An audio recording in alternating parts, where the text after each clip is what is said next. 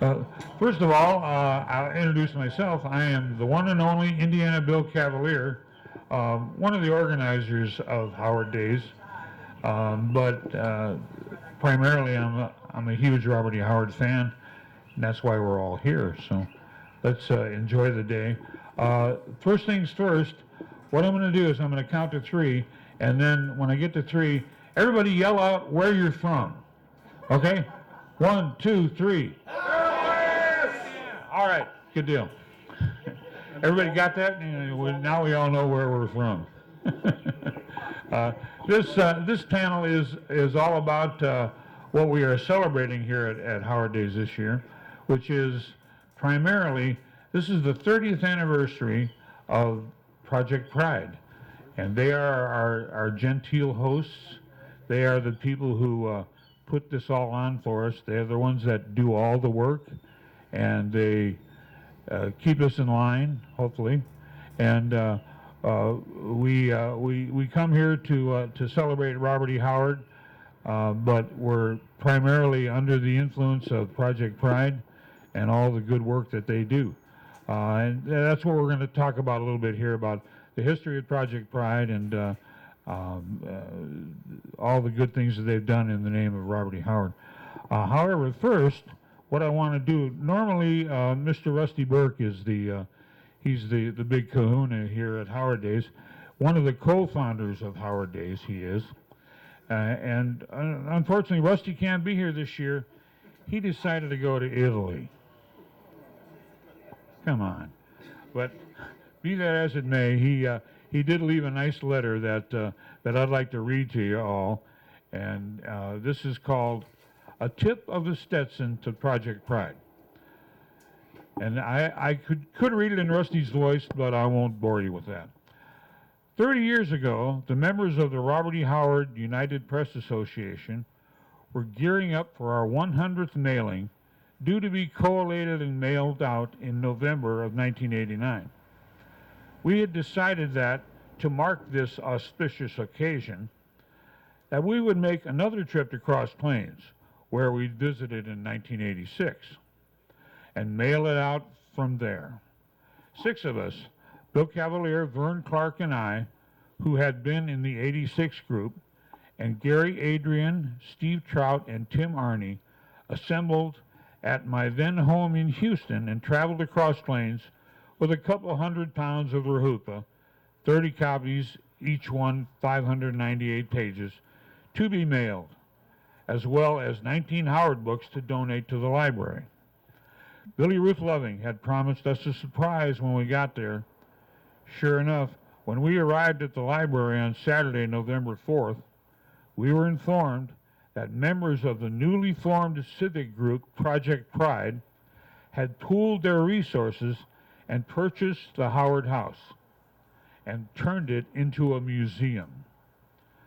We got to take a tour of the inside, which was then in rather rough shape, although they'd done their best to make it presentable. Alterations over the years meant that it would take some work to restore the home to something of what it looked like when the Howards lived there. But the Project Pride folks felt that they could get it done if they could get some help with fundraising. Of course, we got busy contacting Howard fans and produced a flyer soliciting donations. And thus was born the 30-year and counting friendship between Project Pride and Rahupa as well. And since 2006, the Robert E. Howard Foundation. I have a copy of the flyer here. We just pass that around. This is the flyer that we sent around, and there's notable quotes on the back of the flyer from such luminaries as Glenn Lord, Carl Edward Wagner, L. Swagdy Camp, David C. Smith, who is the guest of honor. He's quoted on there, and a number of big-time Howard fans. Okay. The astounding transformation of the Howard House from inauspicious beginnings into one of the most finest museums of its kind is testimony to the industry of the Project Pride volunteers. I personally have been blessed with many wonderful friendships and all the members of Project Pride over the years. Too many of them, sadly, had departed our world for a more perfect one. Some remain from the early days, others have joined more recently. All have shared in the spirit of volunteerism, the love and commitment that indeed make Cross Plains a caring community. Those wonderful folks are the primary reason that this little town in the middle of nowhere, Texas, has become the hometown of my heart.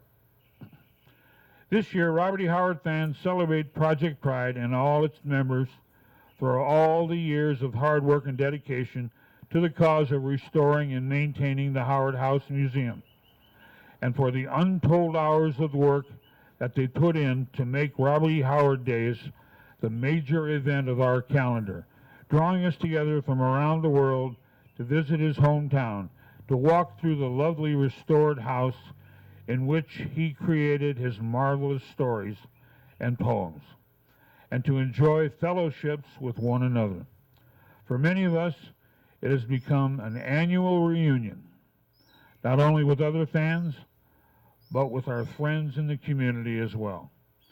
Thank you, Project Pride, from the bottom of my heart, from the bottom of all of our hearts, for making this all possible. I'm sorry I can't be there this year of all years, but due to a scheduling conflict, I will look forward to many more years of wonderful friendships. So thank you, Rusty, and hope we're having a good time in Italy. Okay, now I'm...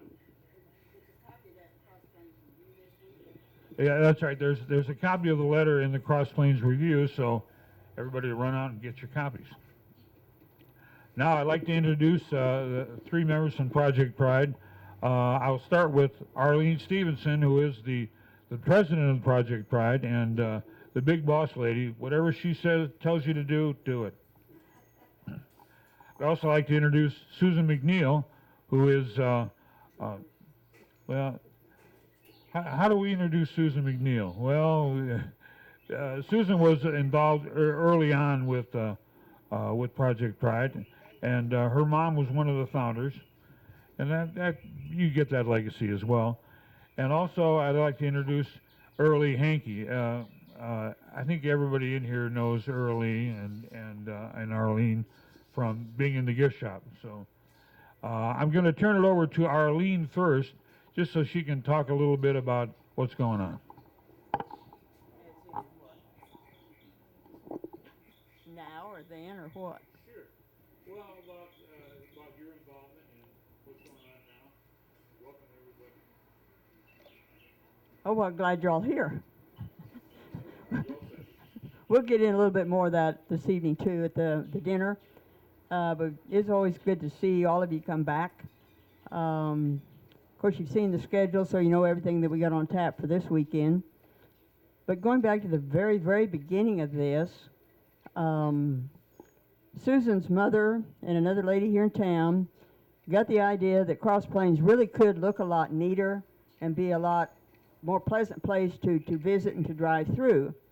As I recall, we had a homecoming coming up some point fairly soon. Now, Cross Plains has a homecoming every 3 years, so we have plenty of time in between to get ready for it. But anyway, they were looking ahead and thought, we really can get this place cleaned up. So they had gone around and visited a few other towns around to see if they had something going on and just what. They came back and said, I think we can do something here. So they called a meeting down in what is now Mexico City in that back room, and it looked just then like it looks now. And there's about, I don't know, 15, 18 people back in there. Kind of, I guess you might say, movers and shakers that were interested in this. And from that, quickly became the idea, yes, we can do something. Let's get something organized and see what we can make happen. And kind of the rest of it is history. Early on, we became aware of all of this, and we thought that this is going to be the hook that will bring the world to Cross Plains. and through the visionaries, some of the early visionaries that put the money on the line to purchase the house, and all kinds of blood, sweat, and tears from local people and from folks of the Howard movement around the world. It has become that reality that Rusty mentioned. But it all started from that little idea that two people had, hey, let's make something happen. And I doubt that they had any idea that it would ever develop into this. And we kind of look back and think, a small little town of now less than 1,000 for a little volunteer organization to be going after 30 years is pretty phenomenal in itself. But then we think,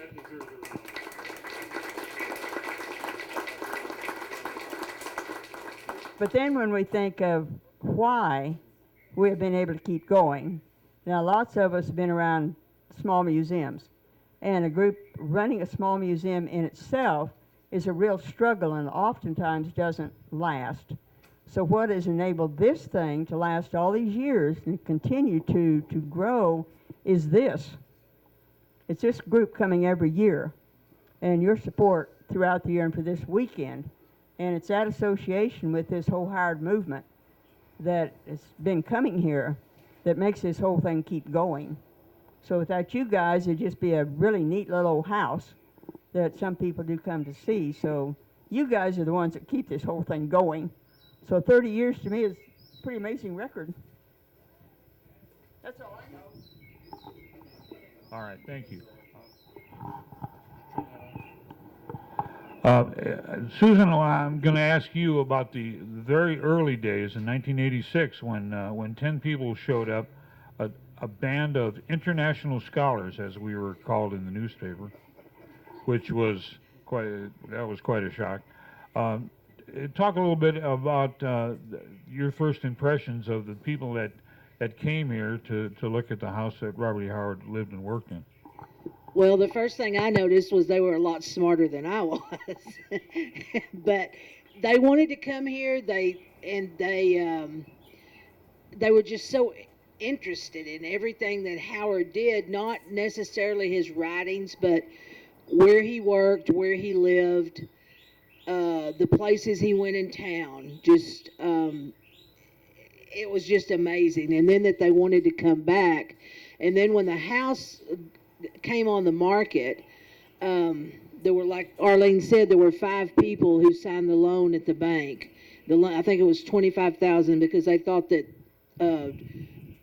if we didn't raise the money, they could each pitch in $5,000 and pay it off. But we were fortunate enough that we had bake sales, and every time there was anything going on in town, we had a booth and we sold strawberry shortcake.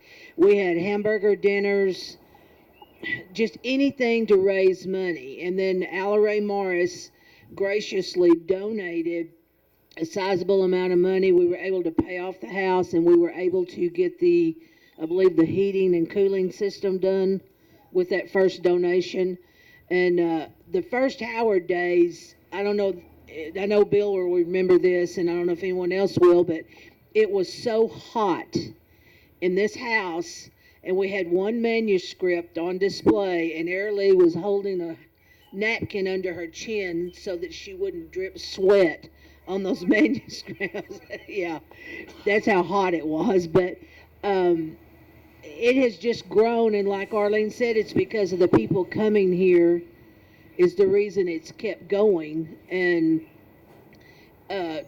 one of the first things that the beautification committee, is how we started out, did, so we started at one end of Main Street and went all the way to the red light, painting, cutting weeds. We had weed eaters, we had paintbrushes, we had lawnmowers, and we're very fortunate that the city caught on to that, and we've got a good city council and a good city administrator, and they have kept that going and made sure that our town has stayed clean. I think we can say we're probably one of the cleanest small towns that you'll drive through. Now we'll pass it along to Early. Now, Early, I know you were involved. You told me a lot about the house itself.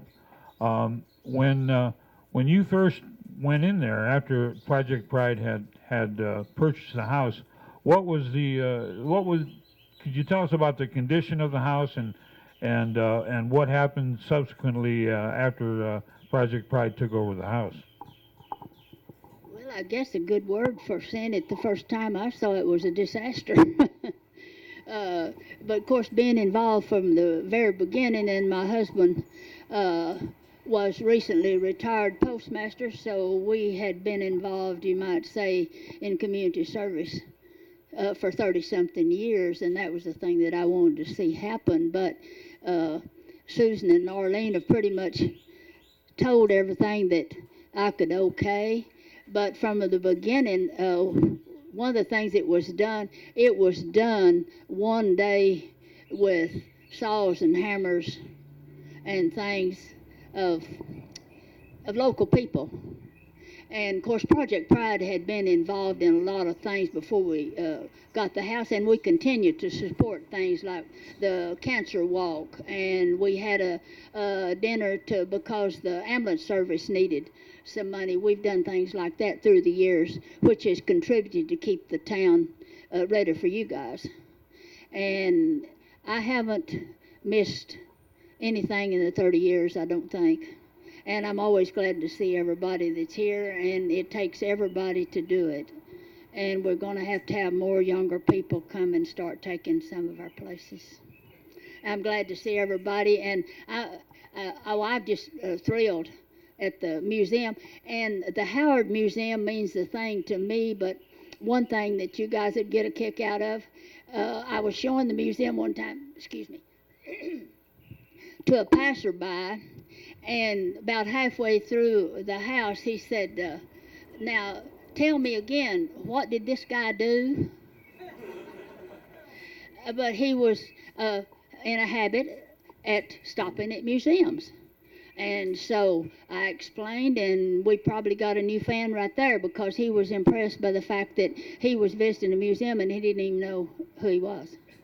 So it continues to do its thing, and I hope that I'll have more years yet. That's all I know, Bill. Well, some of the I can tell you a little bit of the history of what's going on here on the yard and grounds. We've had a unofficial Howard Days in the late 1980s and 1990s. They had fundraisers here on the lawn and ice cream socials, and they had guest speakers. Glenn Lord was a guest speaker one year. Elspeth DeCamp came in and he spoke one year, but it was pretty much unorganized. And then in the late 90s, Billy Ruth Loving organized a little bit better. And didn't you tell me there was somebody else that was involved? Well, be that as it may, Billy Ruth Loving was one of the ramrods as far as organizing Howard Days into a more formal, not really a convention, but in 2002 we decided to add panels and just ramp up the fan activity so that we can present something a little more to the fans and make it a lot more enjoyable. But in the 1990s, they still had gatherings. In 1996, our guest of honor, David C. Smith, was here. We had a small gathering for the Robert E. Howard Remembrance Day. But in 1994, unfortunately, they had a tornado that hit Cross Plains, and I got a picture we'll pass around.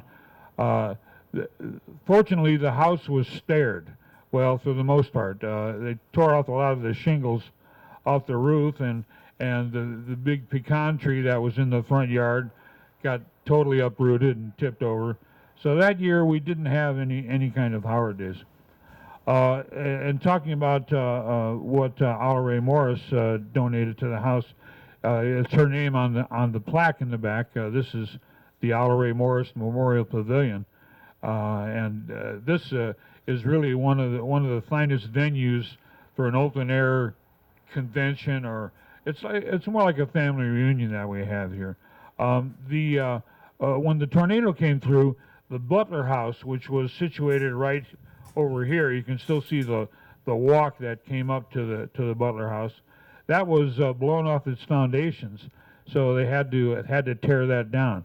But if you'd like to look at what the Butler House looked like from pretty much where we are now. I got a couple of pictures here of Robert E. Howard, and we can pass those around.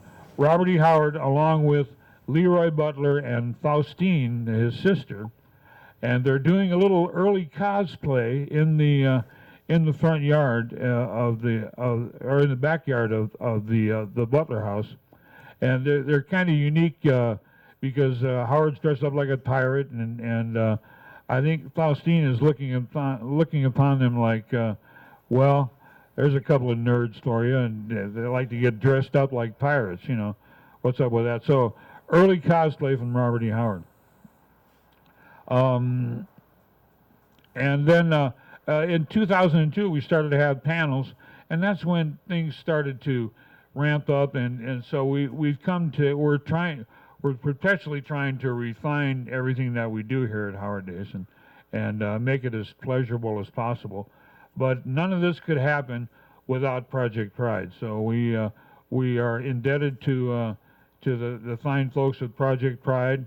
We are indebted to the memories of the founders, most of whom are no longer with us, but they live in our hearts and our minds.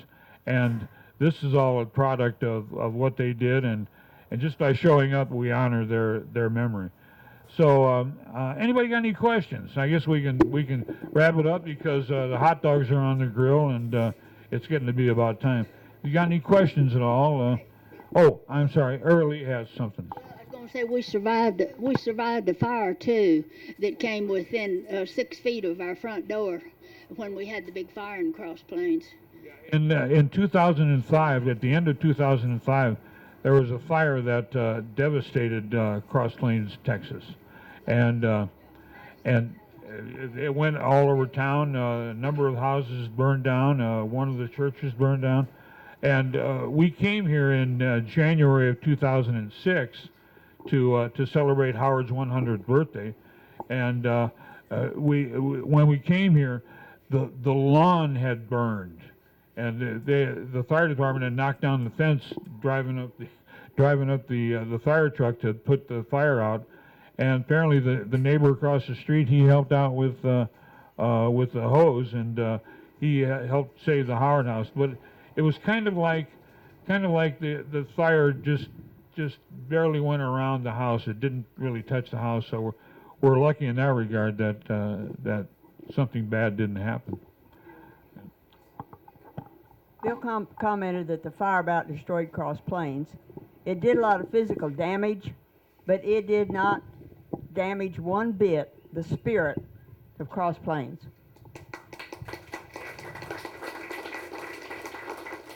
I mean, the embers had not even commenced to die down. There were still flames all over town in the dark, and people were, what can I do to help?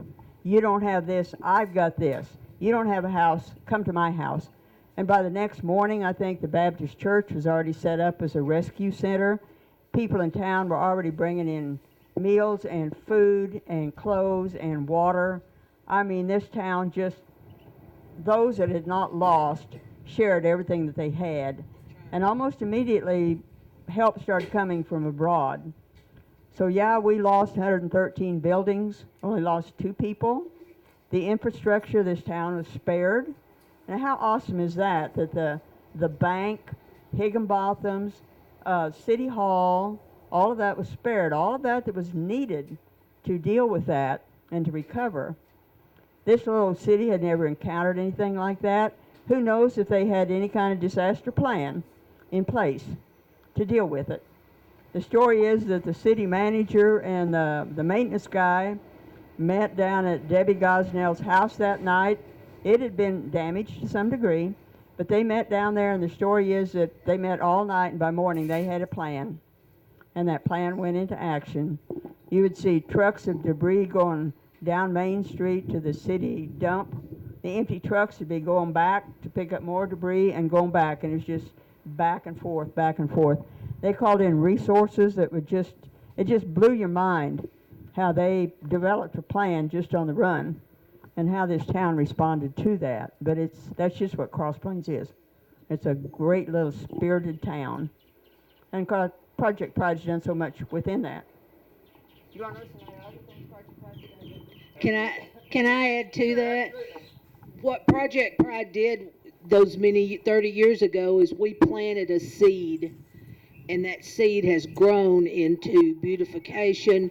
And then when the guys came the first time, they planted a seed that's grown into this.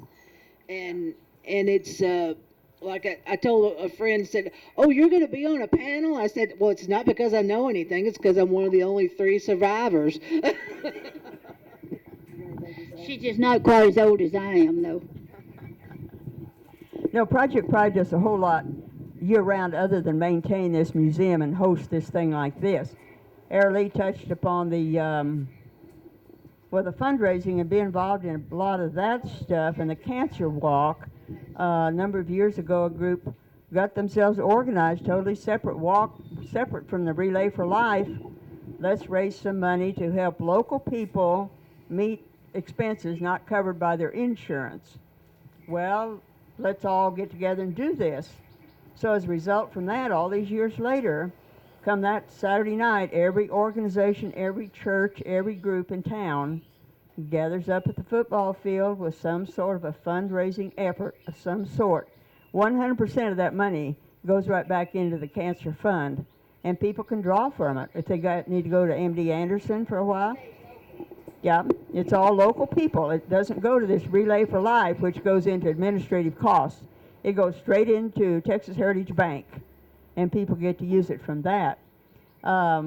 We also participate in the windows down at the old Higginbotham store downtown. It's an old-timey store with those great big show windows up front.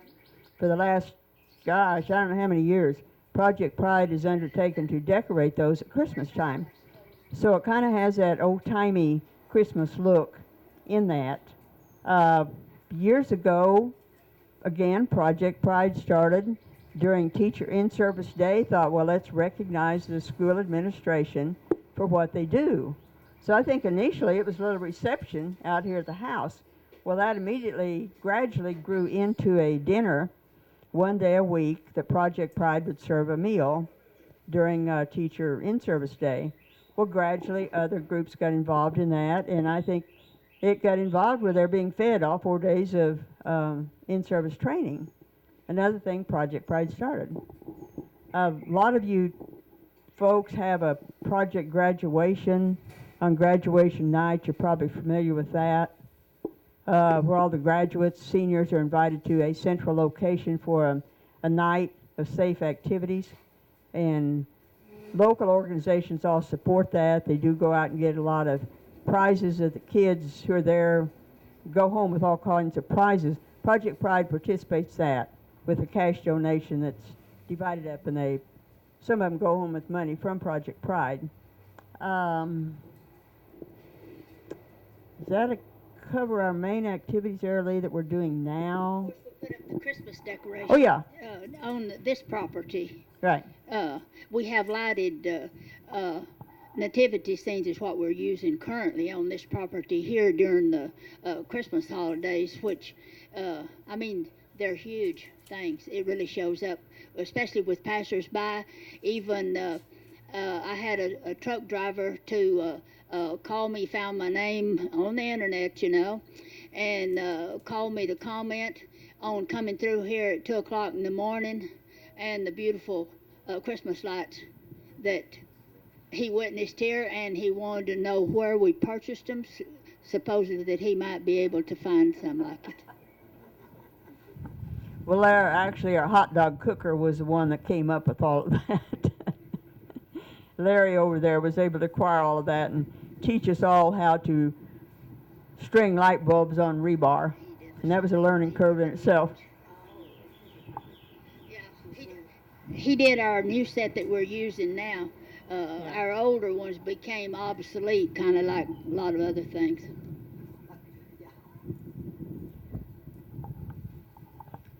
All right, I think we're coming to the close here. If you've got any questions, anybody got any questions? If not right here.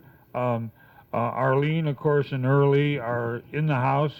Susan's going to be around to answer questions, and me too. But Right now, as the smell of hot dogs is in the air and making my stomach growl, I'm just going to say thank you all for being here, and thank you all for the support that you've given to Project Pride. Just by being here, you support Project Pride. Sure, and leave a little of your money in the donation jars around town, and come to the banquet tonight and support the silent auction. With 100% of the proceeds go to Project Pride and how they maintain the Robert E. Howard House. And again, this is an all-volunteer organization, and they do it out of the goodness of their hearts and the love of the community, and they afford us all the love of us coming into town. So I'm glad you're all here, and we're going to have we're going to have the hot dog lunch now, and then the next panel is going to be at 1:30 up at the First United Methodist Church up on the north side of town. Some of you have been there, and if you haven't, real easy to find. Just go north until you see the big white church, and it's right on the edge of town. And we're going to have a panel at 1:30, a panel at 2:30, and after that we're going to have the Robert E. Howard Foundation Awards. And then later on tonight, 5:30, we can go to the fellowship, the Life Fellowship Center at the Baptist Church where the banquet's going to be. You can look at the silent auction items there, and there's a couple items in there tonight that there's probably going to be guns and knives coming out over the bidding, but that's okay. You know, this is Texas, so let's have some fun. So thank you all very much. Let's have some hot dogs.